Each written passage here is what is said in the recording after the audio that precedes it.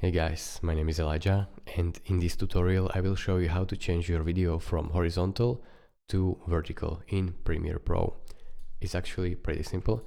So first thing you'll need to do is to change your sequence settings, and that will in your sequence timeline. So find your sequence timeline.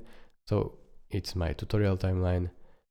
So right click it, go over to sequence settings. Now you have to flip these two things. So 1280 will go here and 720 will go here. So right now 1280, 720. Then press OK right here. Then OK right here. And as you can see, our video is now vertical.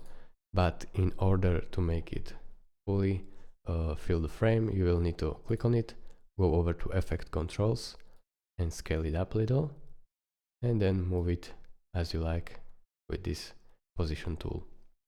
Now as you can see, you have vertical video, and if you have to have easier time working with this video, you can always go to workspaces and go over to vertical. Now your video will be here and it will be much bigger, so it will be much easier to working on it. Thank you guys for watching. If this video was helpful to you, consider subscribing and liking this video, and I will see you in the next tutorial. Bye bye.